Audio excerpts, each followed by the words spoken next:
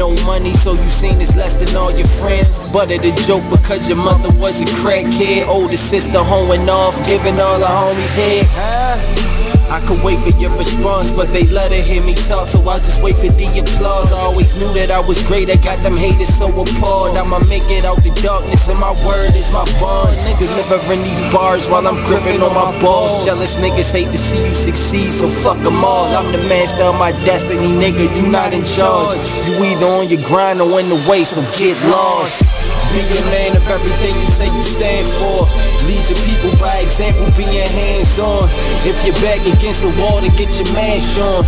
Fix your vision on the future like it's fast forward. The world is yours in due time, ain't gotta ask for it. I'm from the school of hard knocks, I took a crash course. Shit be stressful, my nigga, that's why I'm getting high. But that's life, and it's the code that I live by. And you know how it is, where we at, nigga. They say money can't buy happiness, but I be happy as a bitch when I can have dinner. Learn from your losses or you end up like the last nigga. I fall off, I bounce back, I really come from the dirt. But if you wanna make it happen, gotta put in the work. The word will kick you when you down, and I know this shit hurt. And it's crazy cause your family is shit on you first. My sister stabbed me in my chest, I had a hole in my shirt. I never said a prayer for her on my way to the hearse. I died twice that night, man, I'm just happy to be here. And shit like that is the reason I never be scared. Was drifting through the smoke in the field, I couldn't see clear. It's deeper than the rap, I'm where the bottom of the sea is. Was trying to make it happen till I happened to ball. It's all mind over matter, the fuck the matter with y'all, huh? Be a man of everything you say you stand for. Lead your people by example, being hands-on. If you're back against the wall, to get your mash on. Fix your vision on the future like it's fast forward. The world is yours in due time, ain't gotta ask for it. I'm from the school of hard knocks, I took a crash course. Shit be stressful, my nigga, that's why I'm getting high. But that's life, and it's the code that I live by.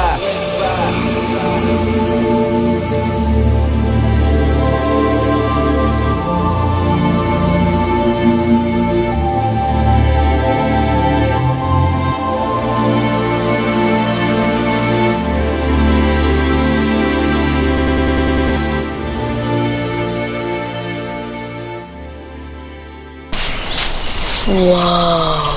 The moment my son saw a redwood tree. It's huge! Is the moment I knew that for him, You can't even see the top of that thing! even the sky has no limit. There are some moments only the forest can inspire. Find yours at discovertheforest.org. Learn about forests near you and discover cool things to do when you go. Your moment is out there. Find it at discovertheforest.org. Brought to you by the U.S. Forest Service and the Ad Council.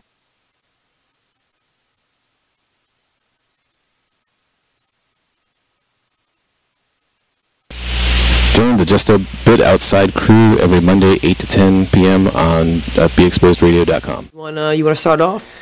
I think I'll get it out of the way on a who's not. Okay, do it. The Orioles.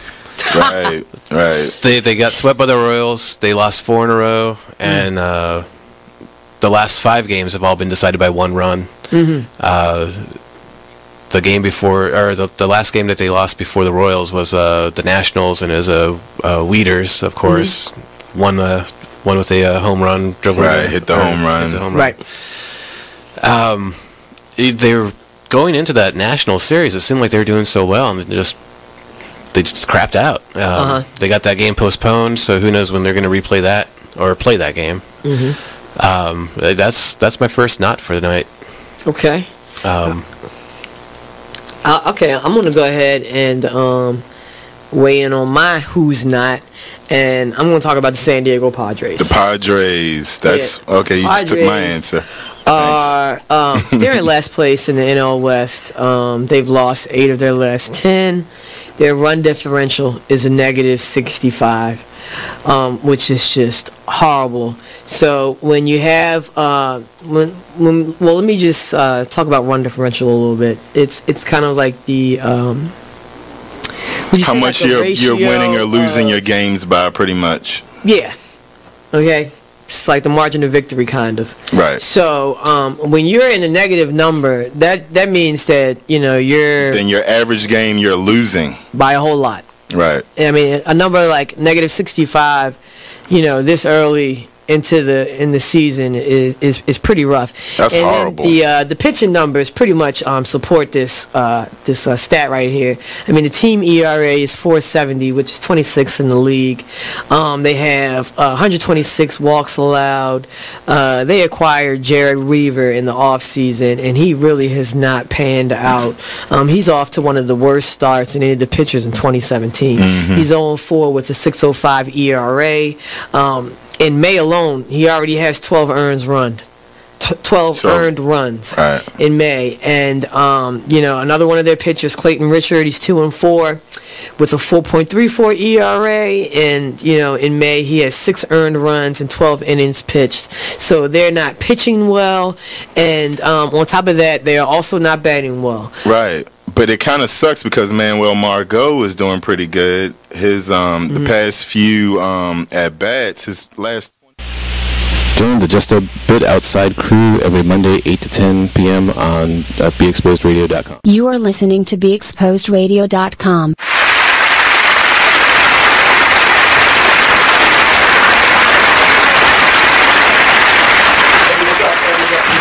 Man Radio Show with your boy brother Mike. I will be your host, and as usual, I am here with my partner in consciousness, my co-host, the lovely Miss Janice. Hello. How you doing today, Miss Janice? Good, good. Well. Well. Doing well? Yes. Cool. I'm doing well too. So welcome to another episode, everybody. Today's show, we're going to go over another part of this book that we have went over called Personal Finance for Dummies. So we're going to go over some more information in this today, and we're going to title this one, Unlocking the Keys to Successful Spending. But before we get into that, let's see how Miss Janice's weekend was. How was your weekend? My weekend was, I ain't going front. Uh-oh, she said she ain't go front. I've listened to this. My weekend could have been better. Could have been better? Yeah.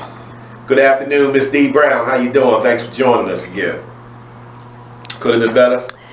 Yeah. Leave it at that. Normally I come in and I have great weekends. This weekend, no. Wasn't so good? No. Okay, my weekend was, normal. Nothing, what's the word I'm looking for? I like to use uneventful. It was nothing uneventful. But the weather wasn't bad, so I'm happy about that. I wouldn't know. When you stuck at work. Stuck at work? Okay. You really don't know. I did get a chance to get out and enjoy the weather a little bit, so that's a good thing. That's a good thing. So other than that, everything was good though? Other than that, no. No? So it wasn't a good weekend? I didn't have a good weekend. I got you. So we just going to move on from that. That way she can put that weekend behind her. All right, well, I'm going to send out some invites to try to get you guys hang out with us a little bit today. Hey, I can say my weekend ended well. It ended well? Okay. Yeah, it ended good. It started off... The ending is important. It started off hella bad. Let's just say that. Well, okay, so we're going to take that. That's a good thing. Okay. Okay, so I'm going to send out some invites, get you guys hang out with us a little bit. And meanwhile, let's talk current events, what we got going on. Let's see. I don't have a lot. Other than death and racism. Speaking of death, do we have anything new on Nipsey death? I haven't necessarily heard anything new. It's definitely having an impact on people. So it's definitely that guy who they arrested. Is it him? He's still the alleged suspect. Of course, there's been the conspiracy theory that this might have been some higher ups that wanted to eliminate him because he was going to do a documentary on Dr. Sebi.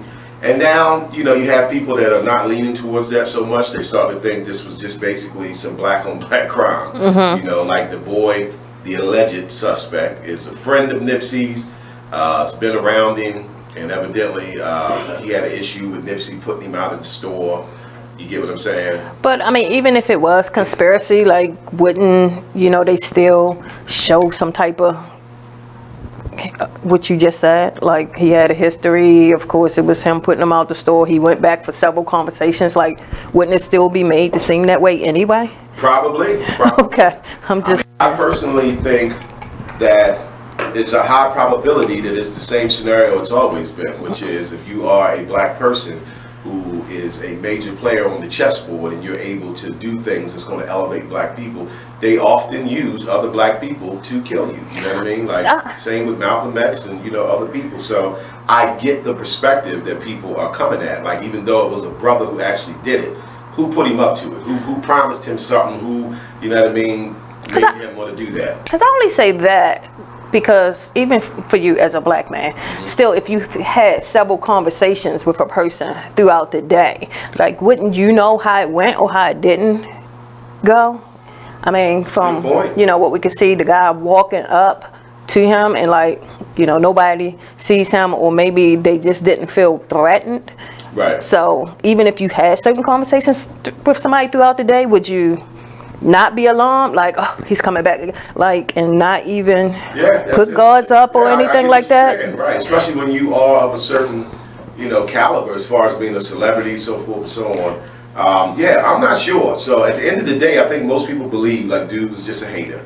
You know what I mean? It's unfortunate, but, like, when you get certain positions, you know, as much as a lot of us are from the hood, and if we make it to a certain level like Nipsey, we want to kind of stay in the hood to show that we represent where we're from and we still got love for our people.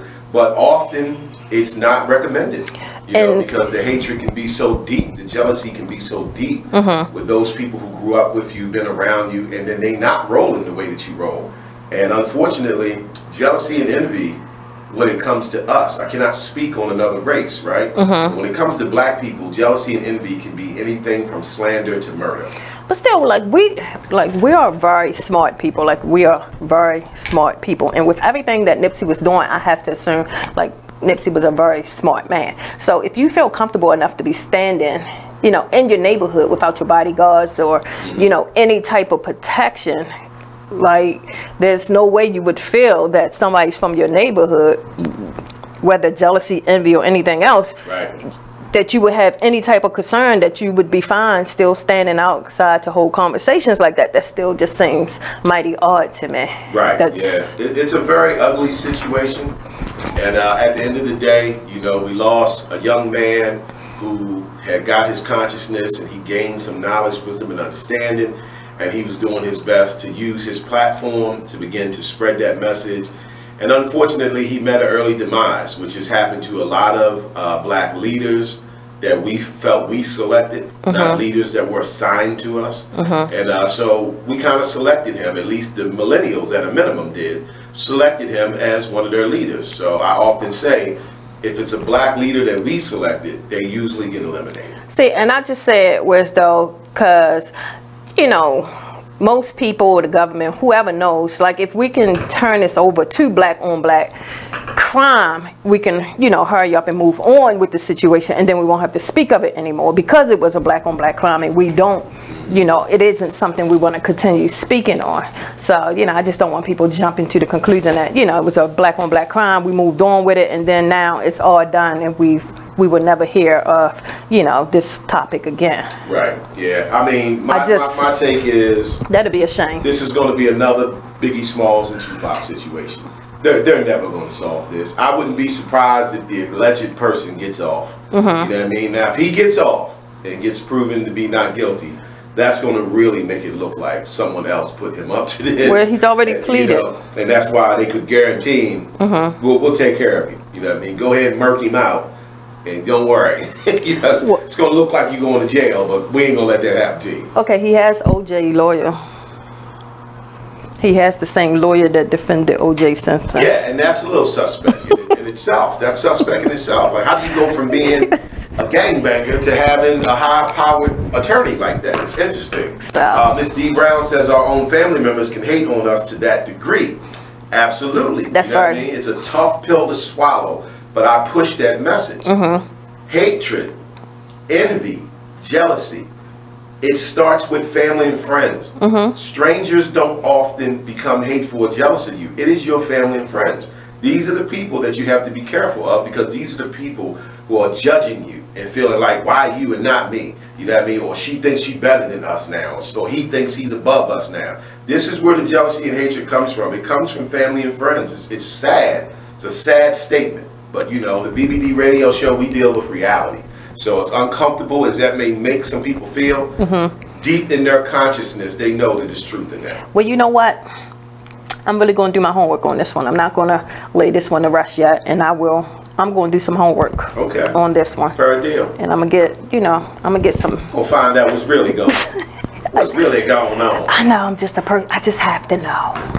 It's sad. I just have it's to another know. one taken away from us, and that's the who did it or who was behind it. Remains to be the unknown, and they probably will stay the unknown for a long time. Because I mean, for me, nothing surprises me at this point. Like black or black, whatever the case may be. Like either way, whatever. I find out. I'm not going to be sitting here like, oh my gosh, I'm shocked or surprised. Like nothing will surprise me at this point. So it's just, a matter of I still just want to know. Right. And what just, happened to this young man? Just bring it out there. That's all. A few things that I watched, it was my understanding that there were people that warned him that, if you're going to have your store in LA where you're from, you shouldn't be there. You know what I mean? Things of that nature. But I completely understand from Nipsey's perspective, like, why should you have to be fearful of your hood? Especially if you've been a part of your hood this whole time and now you have a platform, you're a little famous as a rapper, you're making money. Why should you now have to be fearful of your own hood? But unfortunately, it happens. That's true. I mean, jealousy and envy. Jealousy and envy, because at the end of the day, whether this guy is the alleged killer or not, right? So let's just speak hypothetically. Let's say that he is. Whether he did it on his own or whether it was higher powers involved in a conspiracy, it still dealt with him being jealous and envious. I still have another question. I mean? Yes, but I still have another question though, because okay, so there was surveillance around. So even with the surveillance, like you telling me like you still can't get a clear view of who it was? Right. That he can say plead not guilty.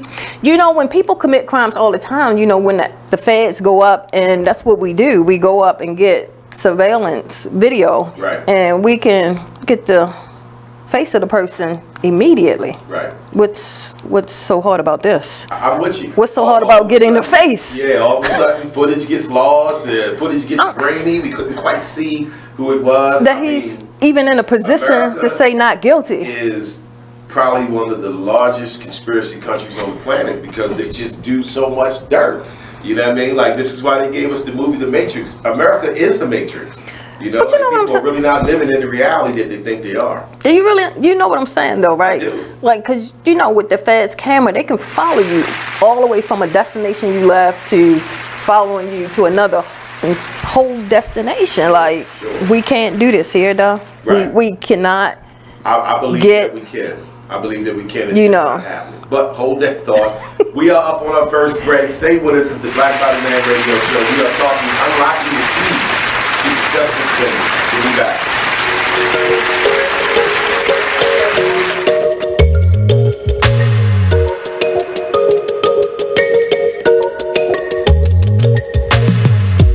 Fall into this unknown to find who we really are.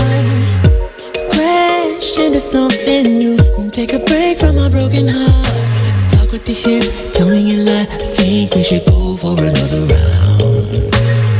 Baby, try not to say too much. Let your love come down. If you wanna rule, it's a rules you gotta live by. Live by. Stay true to your cool, make a move. Don't wait on nobody else. And if it feels like a melody, sing a song, be my radio. And if you follow me there, I'll follow you back. Let the night unfold. I can tell that she can't get enough. Show enough, she couldn't get the feels off from me. Oh no, she couldn't get the feels off from me. Touching hands till we dance in the dark. Show enough, she couldn't get the feels off from me. We do whatever you like. Get the feels off from me. Oh no, she couldn't get the feels off from me. So let's slide, you and me alone, to find who we really are. Crash into something new. I got that leg banging up the car. You throw me a kiss, tell me you lie. I think we should go for another round. Baby, I wanna take you, but we gotta cruise so we can lose the crowd. If you wanna rule, there's some rules you gotta live by. Live by.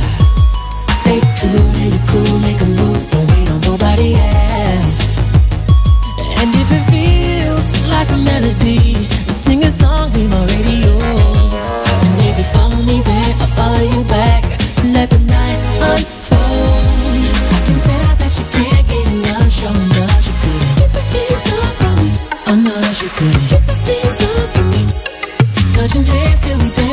dark, showing off, she couldn't keep her hands off of me. We do whatever you like. Keep her hands off of me.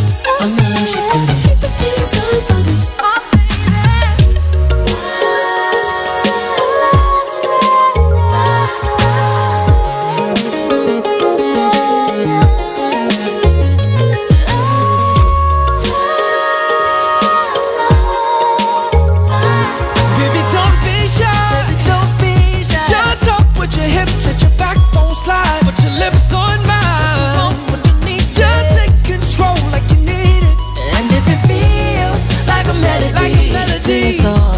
You can be my radio.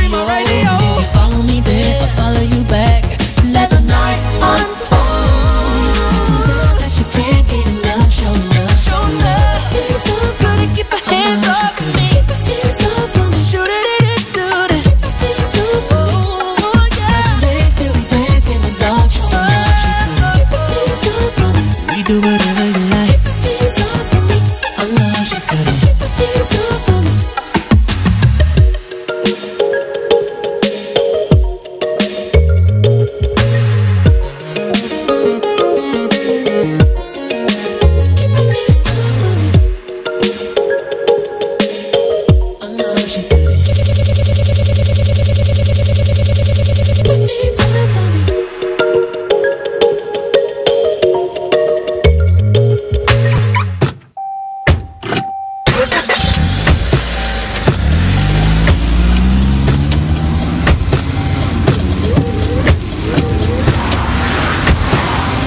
Driving has a rhythm all its own.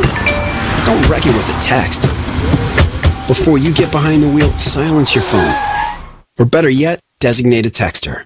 For more text-free driving tips, visit stoptextstoprex.org. Brought to you by the Ad Council and the National Highway Traffic Safety Administration. Green light. Hey girl, school zone. I'm getting hungry. Car changing lanes. You want to meet me for pizza? Stop sign. Intersection clear.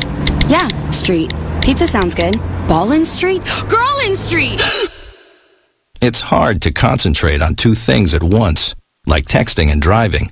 Stop the text, stop the wrecks. How will you stop texting and driving? Tell us at stoptextstoprex.org. Brought to you by the National Highway Traffic Safety Administration and the Ad Council. Now listen to BeExposedRadio.com. Check out this fire flashback. We need to relearn what it is to be these bosses. You are listening to BeExposedRadio.com.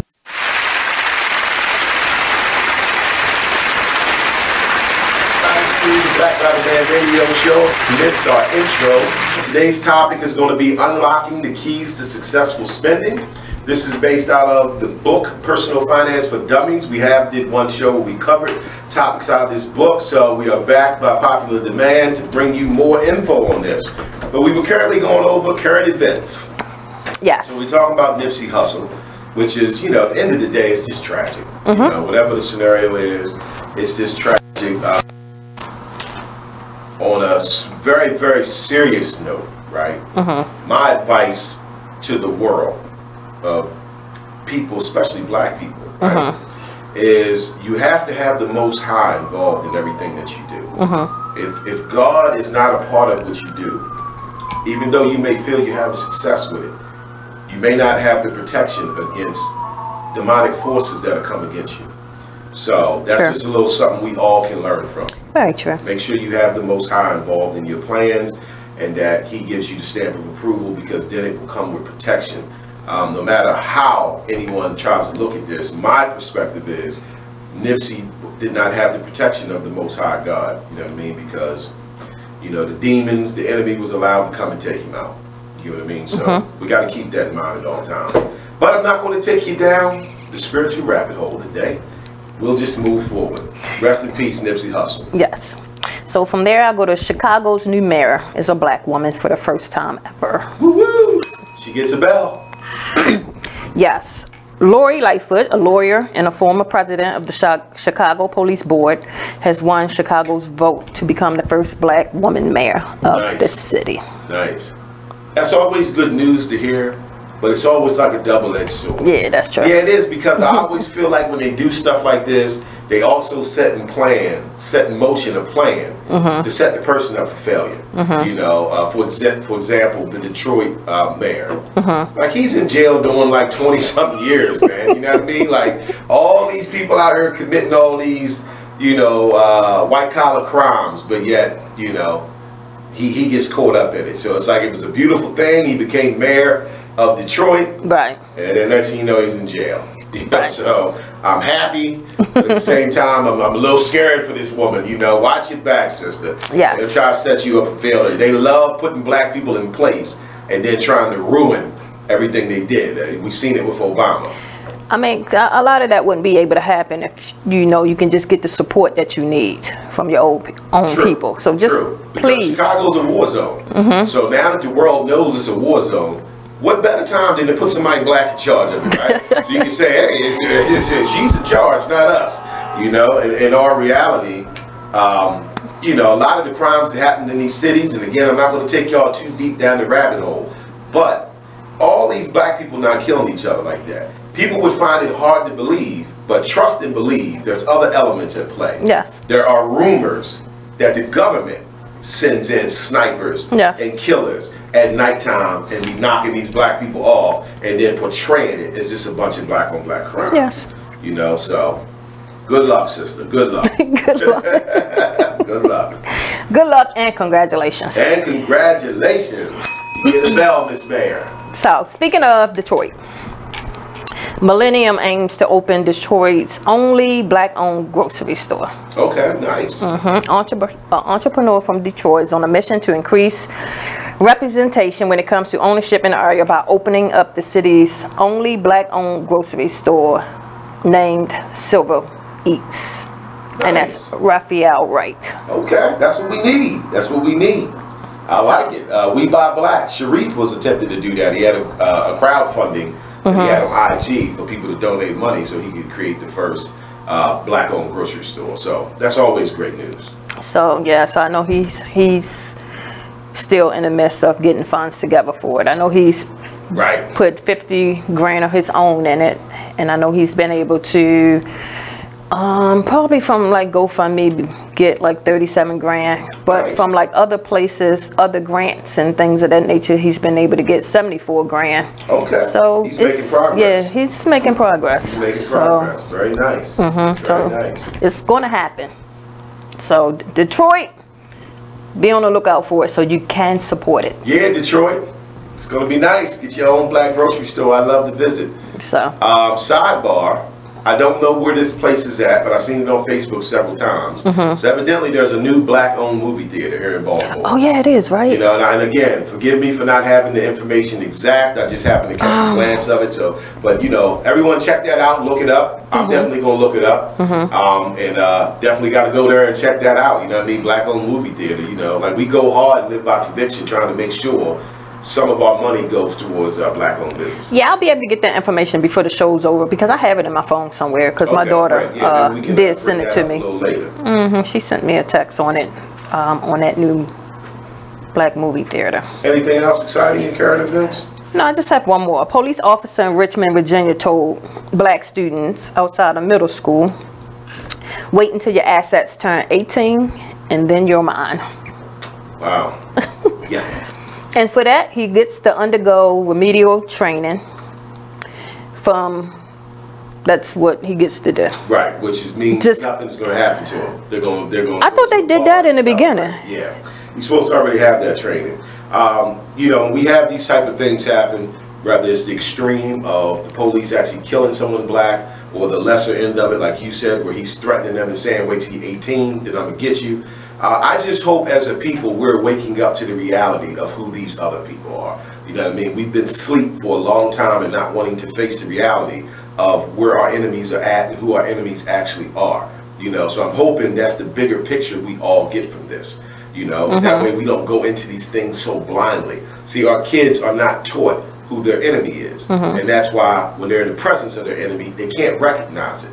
You know what I mean? The next thing you know, they're getting threatened, or they're getting tased, or they're getting beat up, choked to death, shot, all kinds of things. And I think that the ball falls in our court with that.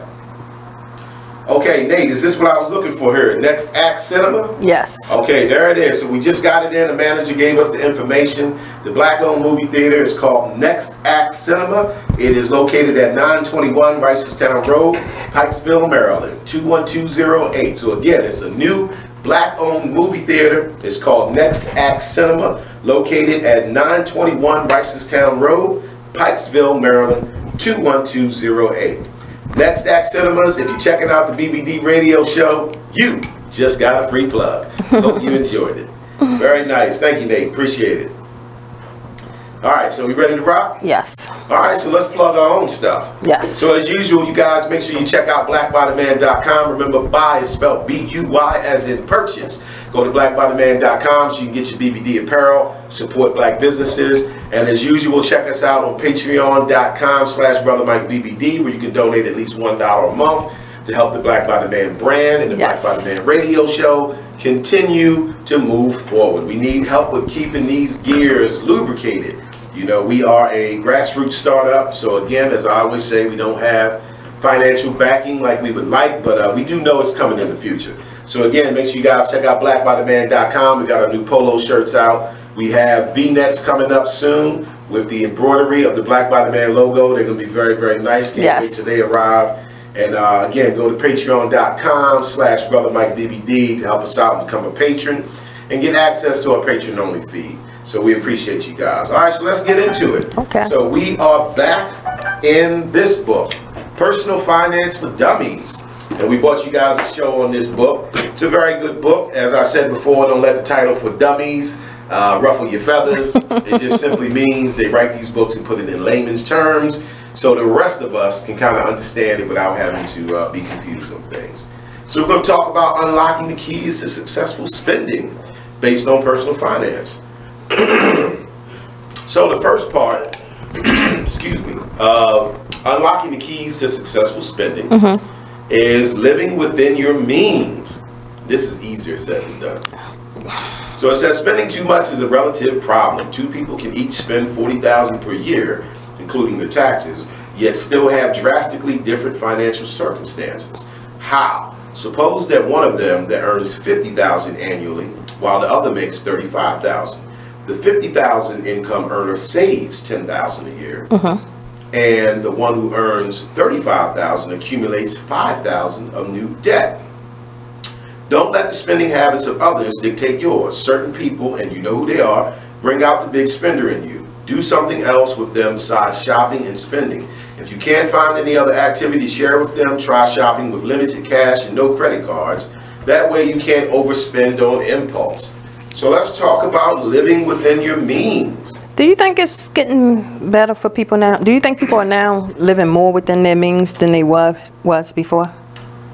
You know, I don't statistically have answer for that, but in my personal opinion, I would say yes. Okay. Because we are in the information age, so there's so much more of this information available. You know, so whether it's the Black Body Man radio show or you just on YouTube or Googling, like to hear the term live within your means.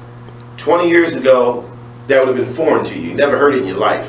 Now, you've heard that somewhere before. Right. You know what I mean? Parents, television, movies, social media, somewhere along the lines, you probably heard that statement before. Yeah. So I would think that today we're probably doing a little bit better at least knowing it, even if we're not actually performing. Yeah, because I have to assume that people, you know, they've ran into quite a few ordeals over the years. Right. Which would want to make you live within your means now. I think with this, I think one of the bigger things is trying to develop an understanding of what living within your means actually means. Because in this society, we're not taught that. So it's really new information.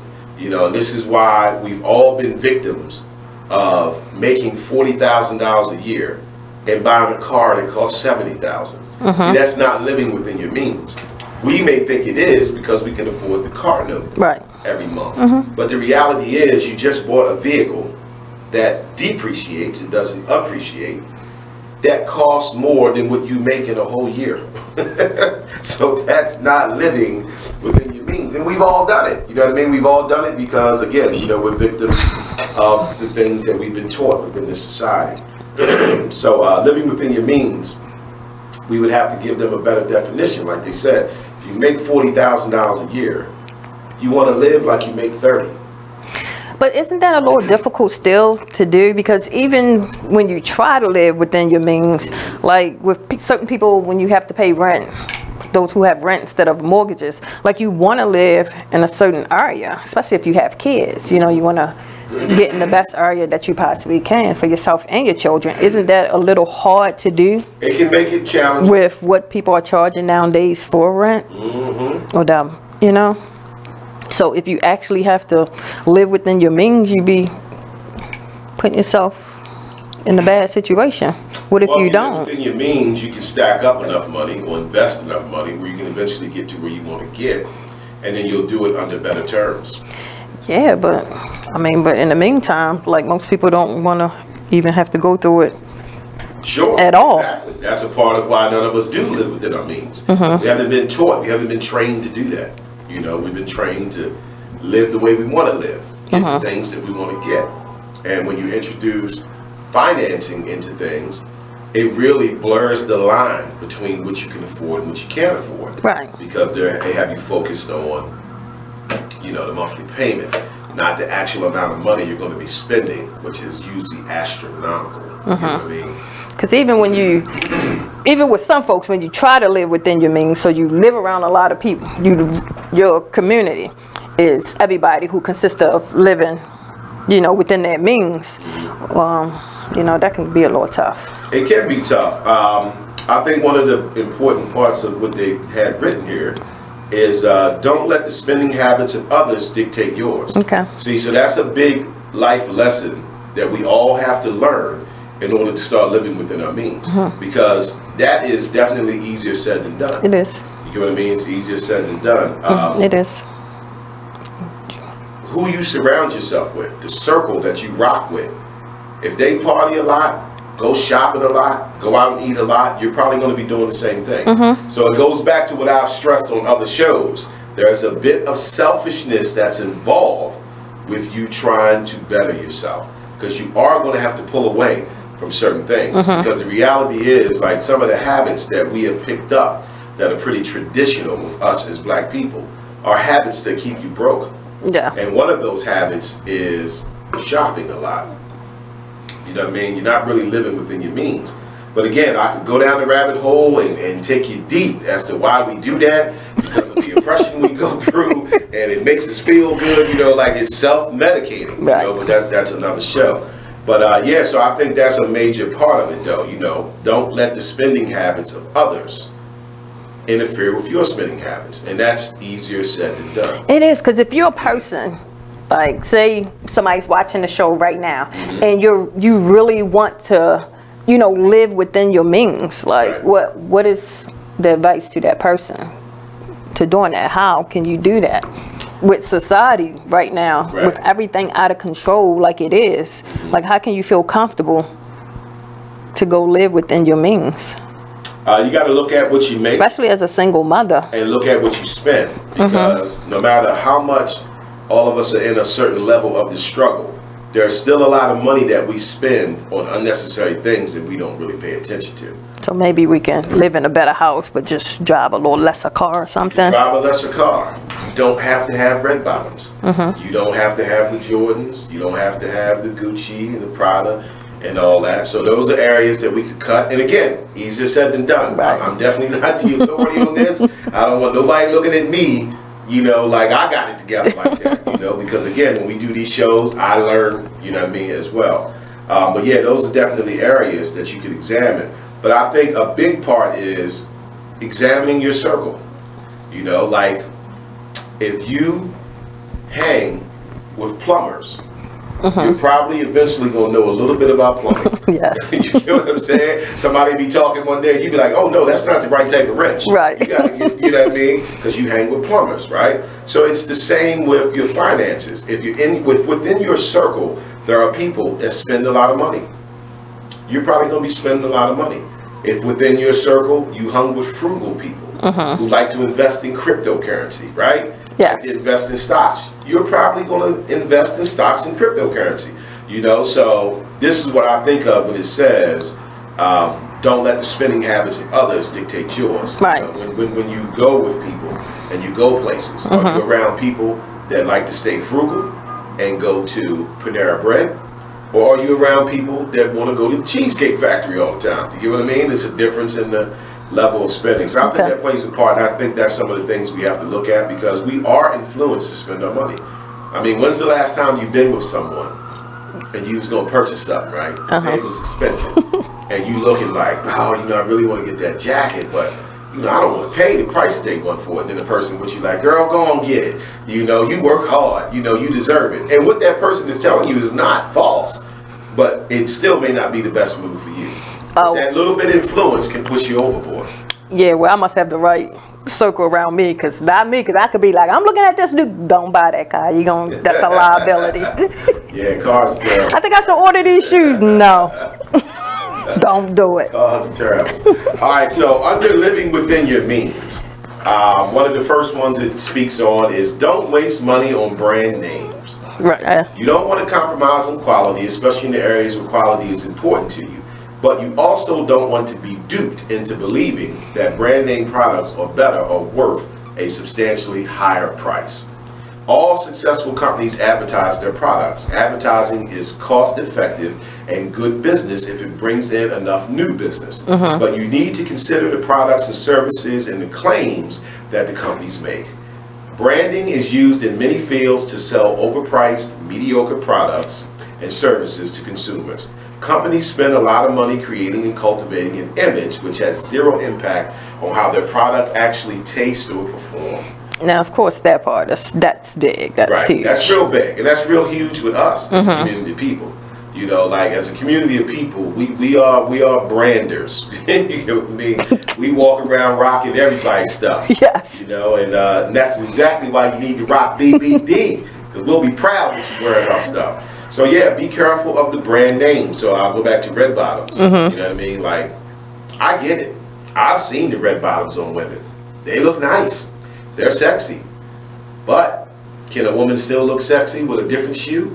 For a lot less? Absolutely. Absolutely. You know, so it's all about the bragging rights. It's all about people being able to see and look and say, oh, she got red bottoms. Right. You know, but the reality is, you really just got ripped off on a particular shoe. You know what I mean? Like, you got red bottoms, she's got 9 West. The 9 West shoe may actually be a better shoe. You get what I'm saying? With better leather, you know what I mean? The whole 9, but it, you know, it doesn't have the what's the red bottom? What are they, Louis? Yeah, it doesn't have the Louis name to go with it, right?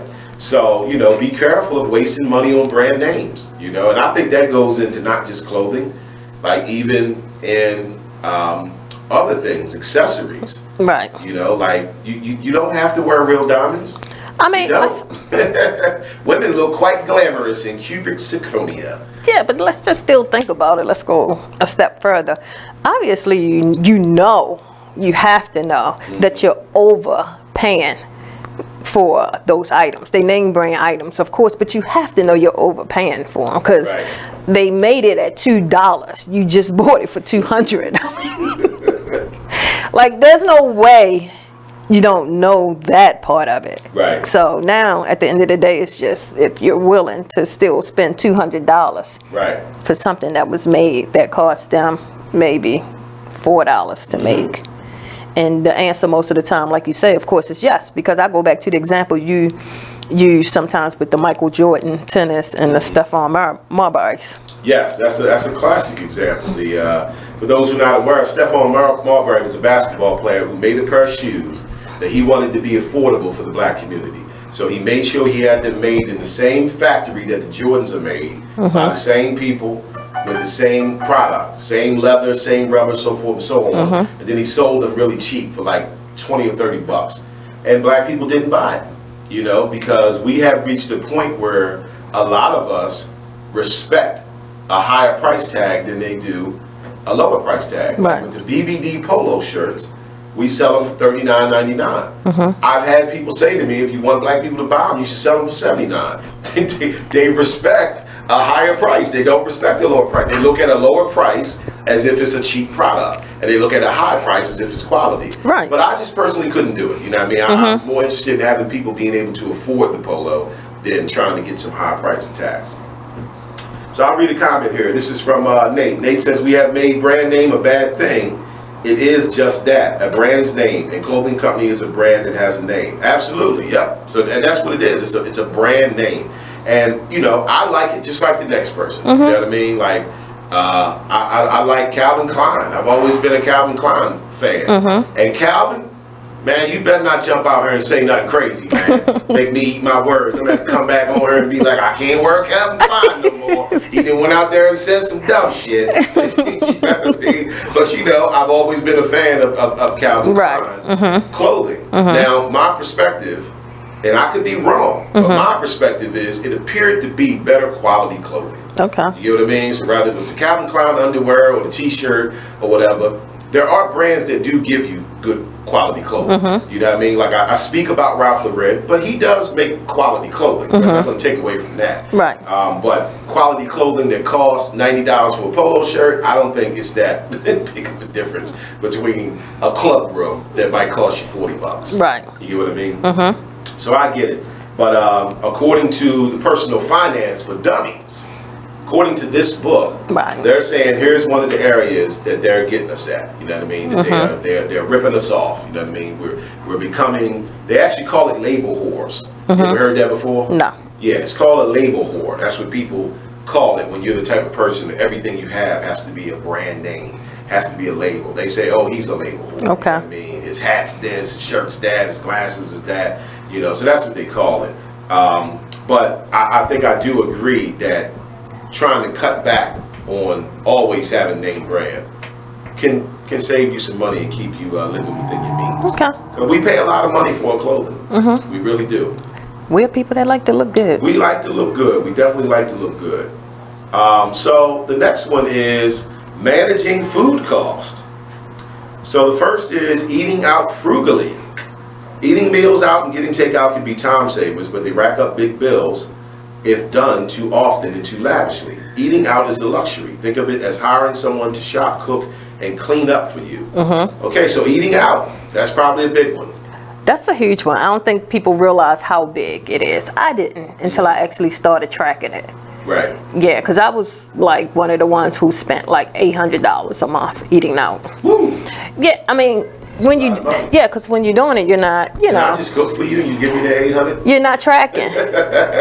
You know, I'll cook for you, baby. I know, but as you're doing it, you're not tracking it. Right, true. So a couple days a week when you're off and you're going out, you're eating, having a couple of drinks, and then during the week you're buying lunch every day. Right. Like, yeah, it's up to a couple $100 a week.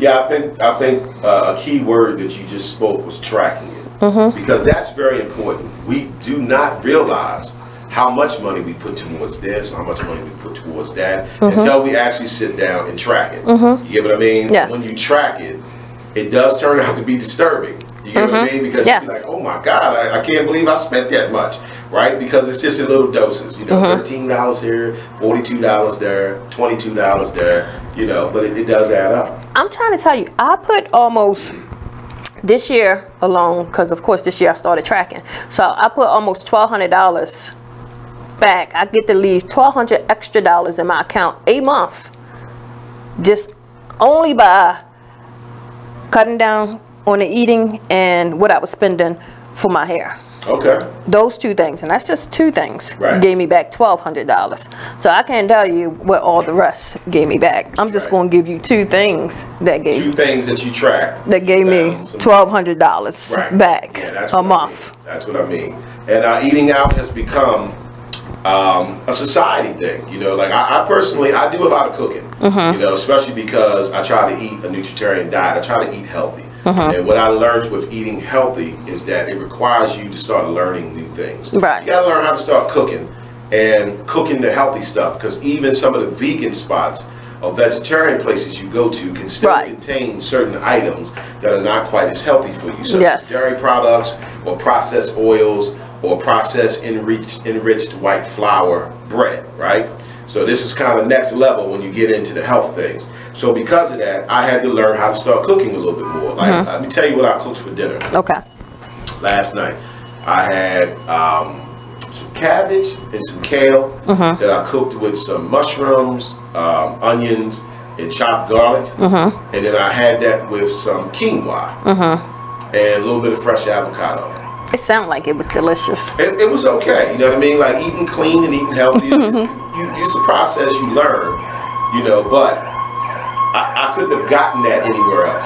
Nobody else was going to give me cabbage, kale, mushrooms, garlic, and onions, along with quinoa and avocado. There's no meat involved. You get what I mean? Yes. It's just a healthy meal, you know. So you have to learn how to start cooking like that. Like I didn't know how to cook these items years and years back, but I learned. Right. You know, trial and error, and again, we in the information age, you can look up anything on how to cook it. So I thought my quinoa turned out pretty good. You know what I mean? It was pretty tasty. Nice. And it saves money. It saves money. I'm really at a point now where when I go to the grocery store, I do the bulk of my shopping in the produce section. Okay. You know, I got one of those refrigerators. When black people open it up and see all them fruits and vegetables, they be like, he ain't got nothing in here to eat. Ain't nothing in this refrigerator, right? Oh, you know? Gosh. So, and that cuts back on eating out. You get what I mean? Because we do eat out a lot. We eat out a lot between breakfast, you got fast food. Lunch, you got fast food. And even if your breakfast was coffee, you still ate out. You could have made that coffee at home, right? Or if it was McDonald's, right? Lunch, same thing. Even if you got a salad, you could have had that salad at home. The price you paid for that salad, you could have bought the fresh ingredients and made 3 large bowls of that salad and ate on it all week. I'm a person who eats out a lot. I still eat out a lot. Now, you know, I track it. Right. And I'm still eating out more than I should. But yeah, I understand. We probably all do. I mean, we probably all do one way or another. So speaking of eating out, here's another one. Avoid beverages, especially alcohol. Yes. Most restaurants make big profits on beverages. Drink water instead. Water is healthier and reduces the likelihood that you'll nap after a big meal. Okay, so a couple things I want to point out on this. First of all, they're basically saying water is the cure to that itis. You know, you get that itis, you know, after you eat that big meal. So they're saying if you had water with it, this is going to cut down on you getting tired when you take a nap, right? Now, I learned about this years ago. I personally, when I go out and eat, I usually don't order beverages. I get water because the beverages is where they hit you up in the price. You know, give it a try the next time you go out to eat, even if it's just you or you and other people. Instead of ordering beverages, instead of ordering a beer, a drink, peach tea, or whatever, everybody just get water. It like takes a third off the bill. Oh yeah. They really are knocking us upside the head when we order. You know, let me get a strawberry lemonade with mine. Yeah, alcohol. And they charge you like $3.40 for that strawberry lemonade. Alcohol so is expensive. That reduce the bill. Yeah, alcohol alone, so please. Yeah, if you order just water, it keeps your bill lower. You know what I mean? It keeps your bill a lot lower. I so can that's imagine. the way of managing food costs, right? You know, don't get the drinks when you go out to eat. Just tell them to give you water. Now the thing is, a lot of people don't like to drink water. You know, I get it. I do see more and more people drinking it though. Yeah, but we're wising up. You know what I mean? Like if you don't have an appreciation for water, then you need to think about Flint, Michigan. Because if water gets taken away from you, you're going to realize how much you need it. You know, but yeah, it's more information being put out now. People are wising up. Yes. You know, so water is a big one that I use to cut down on the bill, and it cuts down on it a lot. You know, I don't have to have the fruit punch, the strawberry lemonade, the Corona. You know what I mean? The Long Island iced tea. You know, I don't have to have that. I can just get water, and then you look at the bill, and it's like, oh, this bill is good. You know what I mean? Like I thought it was going to be more than this. So that's definitely a good one. Favor fast casual restaurants. Examples include Panera and Chipotle. Ordering at the counter service line saves you from having to tip the usual 15% on your bill. Another great piece of advice, you know, don't always go to the restaurant where you know, going to get serviced and sat down and all that good stuff. They're saying favor some of these fast casual restaurants like Panera and Chipotle. Panera and Chipotle in particular are, you know, a little bit better as far as fast food. Okay. You know what I mean? That's why they call it fast casual. Because at Panera in particular, you can go and get, you know, just a sandwich and a salad, soup and a salad. You know what I mean? It's a little bit healthier food. Same with Chipotle. Chipotle, you don't have to get all the sour cream and the cheese. You can eliminate the dairy. You know what I mean? Just get a little bit of the meat and the rice and the, you know, the beans and the Chipotle sell crack. You know, green peppers. Chipotle. Them lines in Chipotle. They look like they sell crack. Like, good grief. All these people in here for this Mexican food. Yes. But yet they run around talking about the Mexicans need to leave. Do y'all know if they leave, ain't gonna be no more Chipotle? Y'all don't think about that one. All right, so the next is consider buying prepared food and taking it home or eating it outside in another place. Now this one, the jury's kind of out for me on this one. Because a lot of times when you get prepared food, say like from a grocery store, you get it from their hot bar or a cold bar, it's pretty expensive. You know what I mean? So I don't know if that one is probably the best one. Yeah, it's costly. Yeah, it's very costly. People will charge you like $9 a pound, you know what I mean, for food. It's costly to eat these days. All right, the next one is order vegetarian. Vegetarian dishes generally cost less than meat-based entrees, and they are generally healthier for you. True. I can testify to that. Order vegetarian. Try it out. Save yourself. Right? Yes. You know, order vegetarian. Vegetarian meals are a little cheaper. You know, you're paying a lot of money for the meat. If you get it without the meat, it knocks the price in half. Now, I have actually experienced being at restaurants where I go to get their dish and I say, you know, I don't want the meat though. Right. Say it's chicken Alfredo. And I'll say, just give me, you know, the Alfredo and put broccoli in it instead. And they'll try to charge you the same price. But I have to literally say, wait a minute, why is this the same price?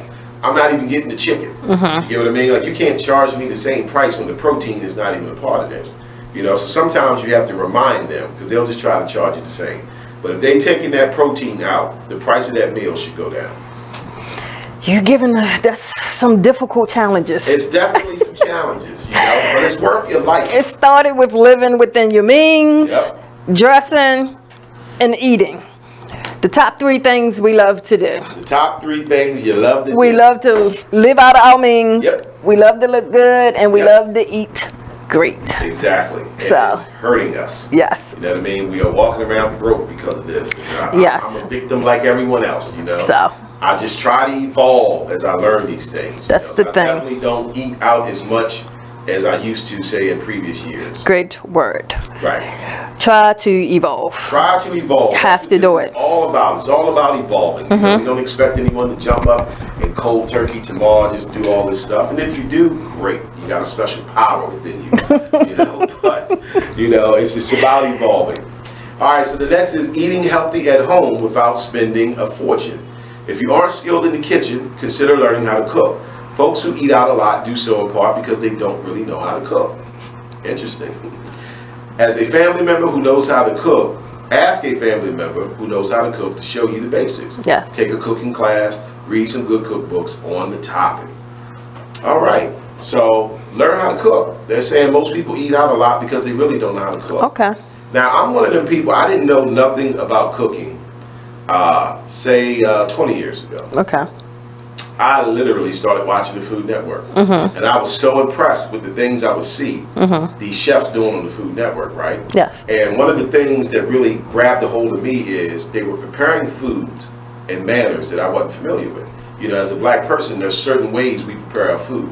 You get what I'm saying? You know, the chicken deals with certain seasonings, the spaghetti, the hamburger, the meatloaf, whatever it is that we cooking, right? So I'm watching, you know, some of these chefs introduce these new things I wasn't familiar with, like different herbs and spices, different oils to cook in, you know, rapeseed oil instead of vegetable oil, right? You know, things of this nature. And then the most important part, and this is the part that excited me, was when I realized that everything I saw on the cooking channel, they have the recipe for it online on the cooking channel. Nice. The Food Network, right? Nice. So I literally started going online and printing out these recipes and then learning how to cook. Okay. And before I knew it, I reached a level where I could be considered a cook. Okay. Not a chef, just a cook, right? Where I could prepare some things, where I understood certain things I didn't understand before. Understood what type of spices and seasonings work with each other, what type of herbs work with each other. You know, like I didn't know what rosemary was and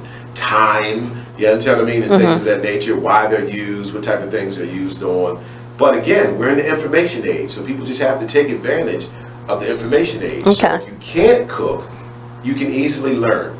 YouTube, Food Network, Google, all kinds of good resources out here. Whereas before, like they said, you would have had to get up underneath a family member who knew how to cook, a friend, start learning some stuff. Okay. Those days are long gone. You can learn just by going online. So are you a good cook now? I think I am. I'm a little nice in the kitchen. You know what I mean? I'm a little nice with it.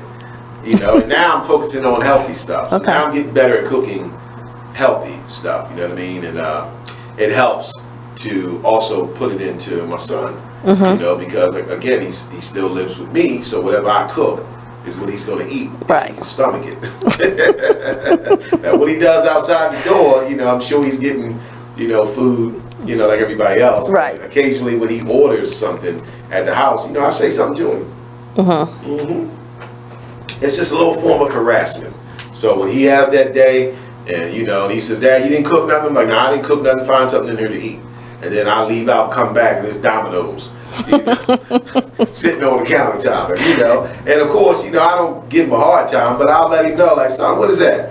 Dad, you didn't cook nothing." You know what I mean? I know you don't want me eating this stuff, but it's just some pizza. And I'm like, "All right, just want to harass you a little bit. Try not to make that habits." You know what I mean? Because I want him to stay healthy and stay alive. Yes. You know? And when you have that understanding and the knowledge that a lot of these illnesses is coming from the food. Right, true. Scratch that. It's not even a lot of it. It's all of them. I'm being a lot of it's coming from the food. True.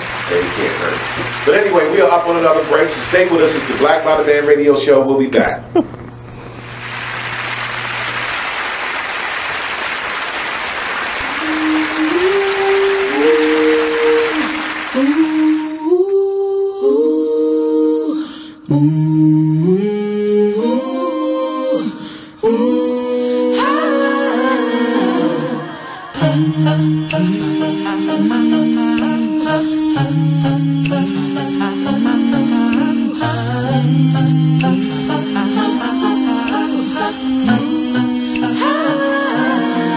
You're like an internal bleeder.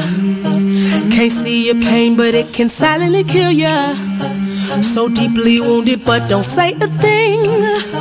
Too afraid of what the people may say or think. So you just sit there and you suffer in silence. Your pride won't let you just uncover your secret. Don't wanna look weak in your image, it ain't worth losing. So you just act as if it's nothing happening. God sees you, and God hears you. Yes, God loves you. You're like an internal bleeder. Can't see your pain, but it can silently kill ya. Suicidal, depressed, but you won't say a thing. Too afraid of what the people may say or think. You feel alone even though the people surround you. Popping pills every night even though you know they can't solve it. The emotional pain, it just seems way too heavy. Your mind is racing, wanna scream, somebody help me. God sees you, and God hears you. Yes, God loves you. These type of people sit right under our noses. We don't find out till we're on IG scrolling.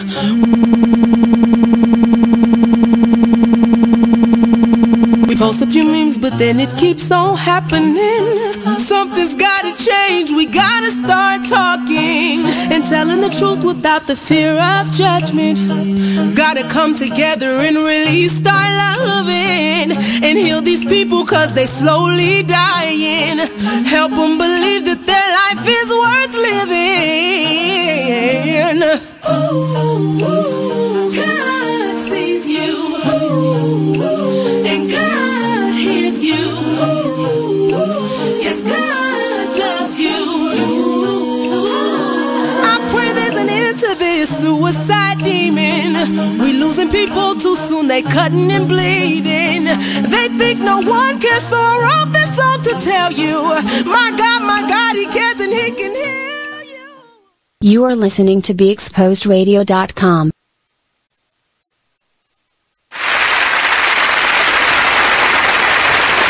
Welcome back, everybody, to the Black Bottom Man Radio Show. So today we are in our Personal Finance for Dummies book, and we are talking unlocking the keys to successful spending. So we was going over eating healthy and learning how to cook. This is a way to cut down on spending. Yes. You know, it's kind of fun. I've been having fun with it. Okay. I mean, not just the fact that I know I'm getting my body healthier, you know what I mean, and you know, going to keep me sticking around longer, you know, for my family, you know what I mean, for my kid, you know, but also trying to put these habits into him. Yes. You know what I mean, at a young age, and hope it sticks with him. And it's fun learning how to cook. Okay. It's fun learning how to cook healthy. You know what I mean? Learning how to, you know, make some food at home and not spend that money. Yes. Know, just cut back on food costs. All right, so the next one for cutting back on food costs was joining a wholesale superstore. Superstores such as Costco and Sam's Club enable you to buy groceries in bulk at wholesale prices, and contrary to popular perception, you don't have to buy 1,000 rolls of toilet paper at once, just 24. So, Sam's Club, BJ's, Costco. Yes. Now, I think a lot of black people do kind of fool with these places. They do, I think. So that's a good thing. So I think we're doing pretty good in that area. A lot of us do, you know, visit these type of places. This is actually probably the one area that I don't visit that much that I need to. I used to be a member at BJ's, but maybe I'll check out Sam's Club or Costco's now. But they all kind of do the same thing. Yes, they do. I like how they're dispelling the rumor of thinking that you got to buy 1,000 or something. Because that is kind of what I thought. Like, oh, no, I don't shop at those places because I'm not trying to buy 400 rolls of toilet paper. Right. You know, but then come to find out that's not always the case. Yeah, it's not. I think if anything, what would stray us away from this is having the actual storage for this food. Because that was the issue that I had even when I was with BJ's. A lot of stuff I couldn't get, I didn't have no place to put it. Right. I don't know. I used to shop bulk a lot. And I don't know, it's better for me just to go to the supermarket. Okay. Did you find yourself having room issues? Did you have to get another freezer? Like, this is back when I did have to get another freezer. I had to get a freezer. I had to get a deep freezer to put some of this stuff in. Yeah, I had to get a whole separate freezer for it, and I didn't mind. The bulk. I think I just spent more money with the bulk shopping than I did in the regular Okay, so you felt you spent more money. I think maybe, I don't know, maybe if you have a large household, maybe the bulk works out for you. I'm not sure, but it didn't work out for me. The bulk don't work out for me. Yeah, I always found issues with room, you know, where to put all this stuff. You know, but I shop a little differently now, so I'm not even sure if those stores would even work for me anymore. Right. Because again, I try to stay focused in the produce aisle, and I'm really enjoying learning, you know, these different ways of cooking food. Like I said, I wasn't familiar with quinoa, and the way that it's spelled, I never even would have got that pronunciation out of that word, because it's like Q-U-I-N-O-A, something like that. Q-U-I-N-O-A, something like that, right? yes.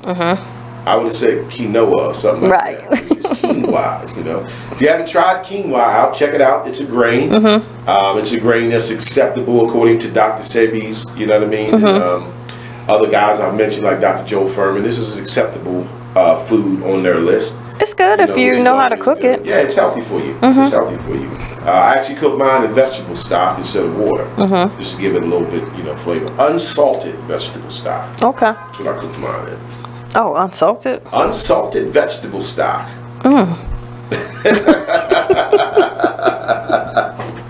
No salt. All right, so another good way is cutting transportation costs. America is a car-driven society. In most countries, cars are a luxury. If more people in the United States thought of cars as a luxury, Americans may have far fewer financial problems. Not only do cars pollute the air and clog the highways, but they also cost a bundle.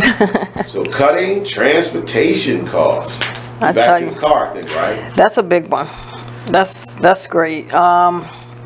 You just don't realize how much money you put into cars. You don't really, like I said, if you're not keeping track of anything, you just don't know. Right. And like I was a person who didn't keep track of pretty much. The only thing I kept track of was just, you know, paying my bills and just making sure they was on time. Right.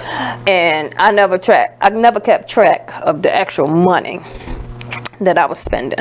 Right. So, but when I did, it was a lot going on cars. It was a lot going on. Cars, food, everywhere. Okay. So. Yeah, I'm kind of going through this with my son right now because he's 22.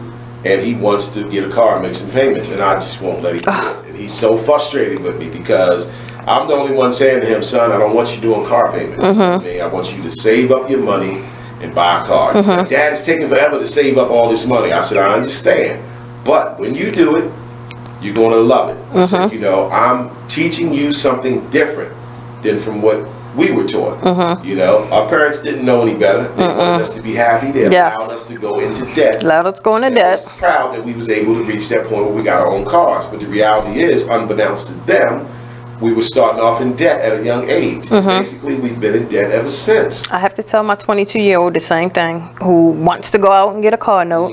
I tell her the same thing. But see, he's got his job, and then he's around his friends and other people. They're like, oh, you know, you can afford that. You know what I mean? It's only, you know, $310 a month, blah, blah, blah. And I'm like, son, other people will put you in debt. So this goes back to, you know, the people that you deal with. Yes. You know, being around spenders going to help you spend your money. So he's getting a little frustrated with me with this one. I already told you about the cell phone. Yes. I won't let him upgrade his phone. I won't let him go do car payments. Yes. You know what I mean? He's just like, this is too much. You know what I mean? This is too much. And I'm just like, son, trust me, I don't want you being in debt while you're in your 20s. You don't have to be in debt. Cars just going to put you in debt. Let's wait. Let's get this money up. Right. Buy you a little car. Right. A little liability insurance on it. Yes. Don't buy nothing. Right. You know, like you young, you don't know the things that I know. That car's going to be real sweet for the first year. And then you're going to realize you still got 5 years left to pay on it. And you don't even feel in that vehicle like that no more. You know, so I'm trying to avoid him getting into the you know, the rut that all of us get into. And the part, and then one part that he's not realizing, I don't know if he is or isn't, but even when he's trying to make this car payment so desperately, like that same payment that you're trying to give away a month, like, are you keeping it every month? Like, are you saving it to go buy a car? Or are you just saying, you just put the idea in your mind, like, I can afford this amount a month for a car? Well, what but he's working with is actually saving it. He's looking at the amount of money he has saved right now. You get what I'm saying? Yes. So he's feeling like, hey, I got X amount of dollars saved up. Why can't I just go put that down on a vehicle? You know, and I'm like, because you're going to be in debt. And you don't need to be in debt.